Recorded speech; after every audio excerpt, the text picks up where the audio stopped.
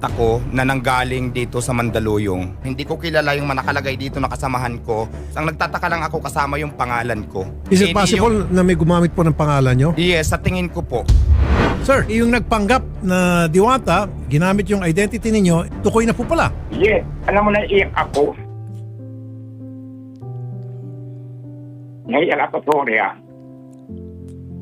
Ang gumamit po ng pangalan ko, natukoy ko na, si Angelito po, Clarito, aka Angel.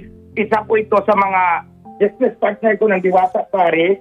Bukod sa natangayan nila ako ng pera, niloko pa nila ako, nagbayad pa ako sa utang nila. Tapos ginamit pa yung pangalan ko para gamitin nila sa krimen. Kaya sobrang sakit, hindi ko matanggap talaga.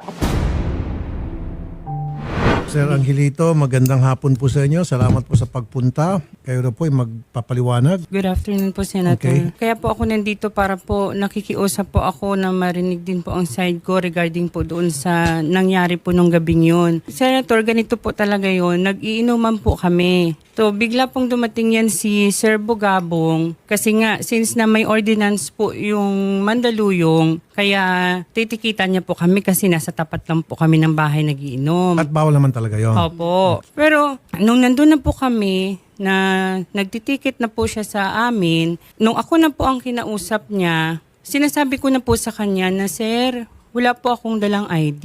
Pumasya lang po ako dito.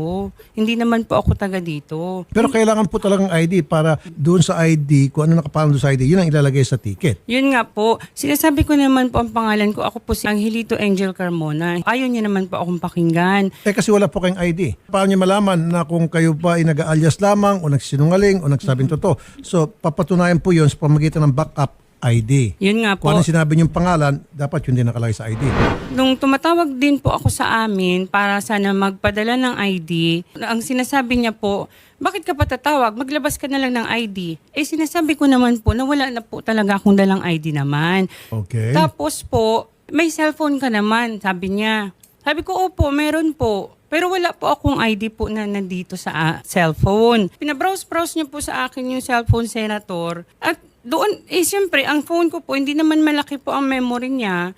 So, pag browse ko po, nakita po yung TIN ID po ni Sir Deo. Pero sinabi ko na po sa kanya, hindi po akin yung ID na yan. Nagtatrabaho lang po ako sa Diwata, kaya po ako may ID ni Sir Deo. Patrolman Johari Bugabong, tama ba yung statement niya? Mali. Natatawa ko sa mga sinabi niya ni isa walang tama eh. Hmm. Unang-una po, nung pinicturean ko sila, wala po sila sa bahay, hindi po sa tapat. Doon po yun sa may daanan, paakyat, papunta kina Malyari po yun. So- Pinicturean ko sila, tapos pinicturean ko din. So